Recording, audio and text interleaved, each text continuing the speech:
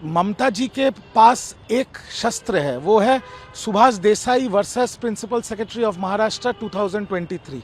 ये जो supreme court का जजमेंट है, 5 बेंच का जजमेंट है, जहां पर भूतपूर्व चीफ जस्टिस DY चंद्रचूड़ भी थे उस बेंच में, कि अगर एक पार्टी का सारा विधायक भी कहीं और चला जाता है, इसका मतलब नहीं वो पार्टी उनके पास चला जाता है। देखिए, ये तो होना ही था, ये तो चल रहा है, जब से पाला बदल हुआ है बंगाल में तब से चल रहा है।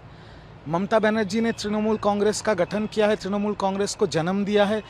एक तरफ ये सच्चाई है और दूसरा तरफ का सच्चाई ये भी है कि इलेक्टोरल पॉलिटिक्स में संख्या सर्वोपरि होता है, और संख्या के हिसाब से सारा संख्या अभी ऋतुव्रत बनर्जी जी के साथ है। विधायक 80 विधायक में से 60-65 विधायक उनके साथ है, और जितने काउंसिलर्स हैं, कॉर्पोरेटर्स हैं, उनके भी 80% लोग उनके साथ हैं। तो उनका नेशनल कमेटी का भी मीटिंग हुआ है, उन्होंने स्टेट चुनाव आयोग को भी बताया था, और अभी चुनाव आयोग के फुल बेंच के सामने एक 10 मेंबर का डेलीगेशन को लेकर ऋतुव्रत जी ने जाके अपनी सारी बातें रखी। अभी चुनाव आयोग ने दोनों गुट को चिट्ठी दिया है कि आप 6 तारीख तक आपका बात बताइए, नहीं तो चुनाव आयोग फैसला लेगी। तो जो माहौल चल रहा है यहाँ पर, ममता जी के पास एक शस्त्र है, वो है Subhash Desai versus principal secretary of Maharashtra 2023। ये जो सुप्रीम कोर्ट का जजमेंट है, 5 बेंच का जजमेंट है, जहां पर भूतपूर्व चीफ जस्टिस DY चंद्रचूड़ भी थे उस बेंच में, कि अगर एक पार्टी का सारा विधायक भी कहीं और चला जाता है, इसका मतलब नहीं वो पार्टी उनके पास चला जाता है। ये उनका शस्त्र है। ऋतुव्रत जी के पास नंबर्स हैं।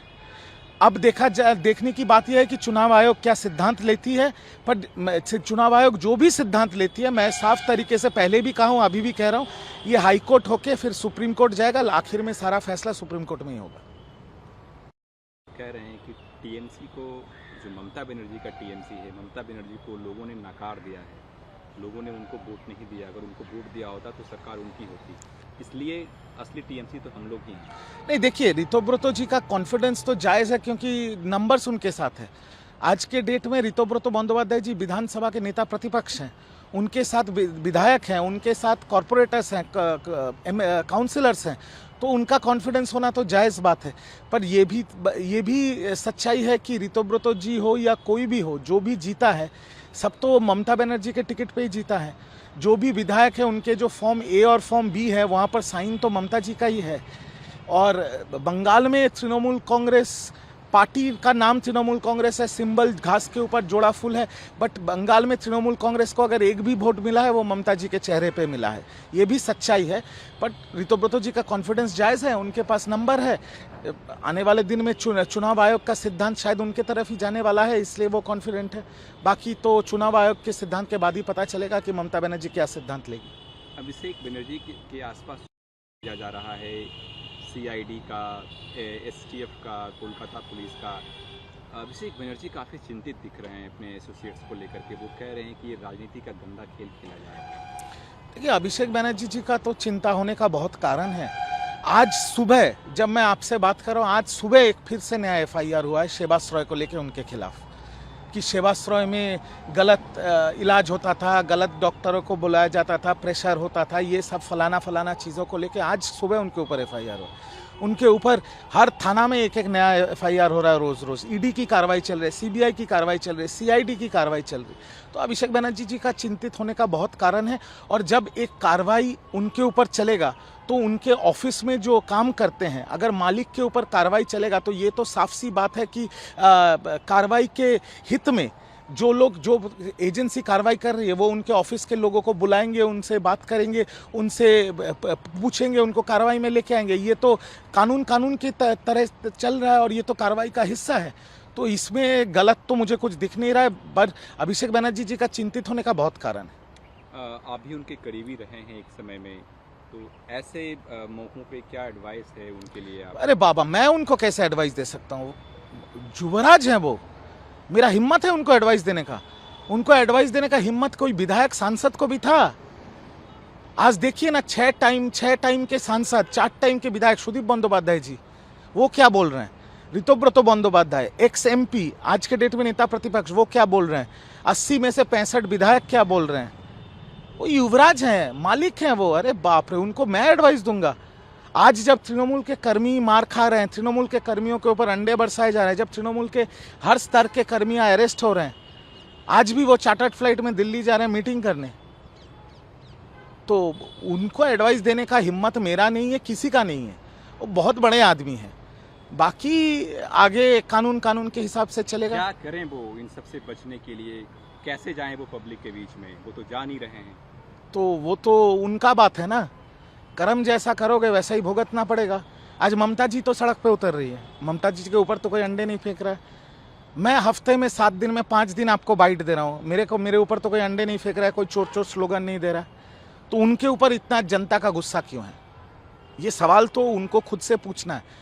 क्यों हर 28 में से 20 MP जब छोड़ के जा रहे हैं, क्यों सब उनके खिलाफ बोल रहे हैं? 80 में से 65 विधायक जो छोड़ के जा रहे हैं, वो क्यों उनके खिलाफ बोल रहे हैं? हर तृणमूल कर्मी जो छोड़ के जा रहा है तृणमूल कांग्रेस, उनके खिलाफ क्यों बोल रहा है?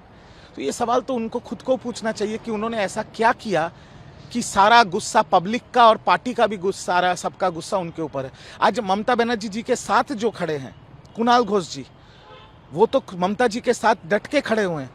वो भी जब प्रेस कॉन्फ्रेंस कर रहे हैं, आप लोग तो जाते हैं विधानसभा में, उनका जवाब भी तो आप सुन रहे हैं।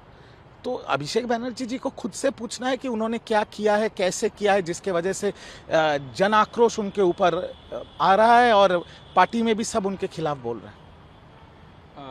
बंगाल की महिलाएं सुरक्षा बुलेट पे वो कहीं ना कहीं सड़कों पे उतरेंगी और महिलाओं को सुरक्षित रखेंगी।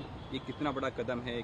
महिलाएं कितनी सुरक्षित हो जाएंगी इससे बंगाल? नहीं, मैं तो स्वागत करूंगा इसका। जो इस दुर्गा वाहिनी का जो विपक्ष में बात करेगा, उसको राजनीति में ही नहीं रहना चाहिए। आज कलकत्ता का और बंगाल का सर झुक गया था, सिर्फ देश के सामने नहीं, विश्व के सामने, जब आरजीकर जैसा कांड हुआ था।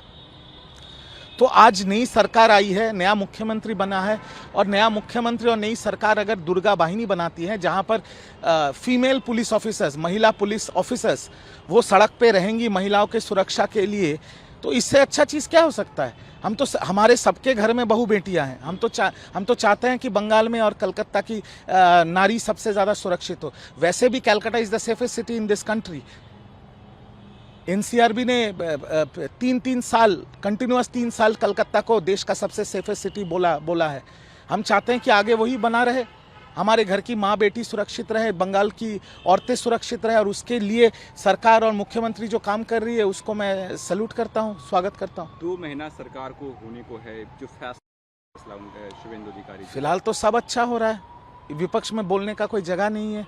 हॉस्पिटल्स बनाए जा रहे हैं, 200 एम्बुलेंस दिए जा रहे हैं, 1 करोड़ 30 लाख औरतों को अन्नपूर्णा भंडार का सेवा मिल रहा है, 3,000 रुपये करके महीना में मिल रहा है, दुर्गा वाहिनी बनाया जा रहा है, देश विदेश से लोग आ रहे हैं, इंडस्ट्रीज आ रहे हैं, बात कर रहे हैं, यहाँ पर सब अच्छा है। मैं तो सिर्फ आपके चैनल के माध्यम से एक ही निवेदन करूँगा, इतना अच्छा काम जो बंगाल की मुख्यमंत्री और पश्चिम बंगाल सरकार कर रही है, इसके ऊपर मतलब पूरा एक घड़े दूध में अगर 1 बूंद चूना कोई डाल रहा है, वो है ये एक जो अंडा फेंकने वाला कल्चर स्टार्ट हो गया बंगाल में।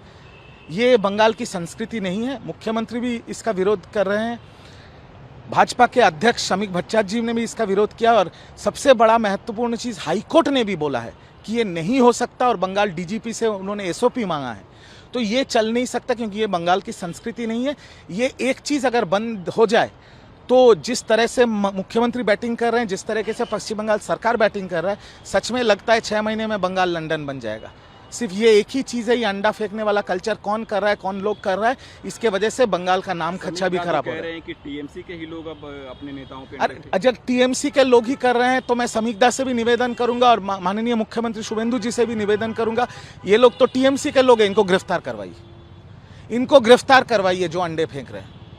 तभी दूध का दूध, पानी का पानी हो जाएगा, बात खत्म ही हो जाएगा ना। जो अंडे फेंक रहा है, जिसके वजह से सरकार इतना अच्छा काम कर रहा है, वो सब ढक जा रहा है, जिसके वजह से बंगाल का एक तरफ जब बंगाल की सरकार बंगाल का छवि बदलना चाह रहा है, यहाँ पर आपका इन्वेस्टमेंट लाने की कोशिश कर रहा है, कलकत्ता को लंदन बनाने की कोशिश कर रहा है, वहाँ पर भाजपा के अध्यक्ष के जो उन्होंने बोला है उसका हिसाब से ही मैं बोल रहा हूँ कि तृणमूल के पुराने लोग जो अंडे फेंक रहे, वो तो बंगाल की छवि खराब कर रहे हैं, वो तो बंगाल सरकार और मुख्यमंत्री की छवि खराब कर रहे हैं। अरेस्ट करो इनको, सबको अरेस्ट करो, सबको जेल में डालो, बंगाल की छवि खराब हो रही है इसकी वजह से।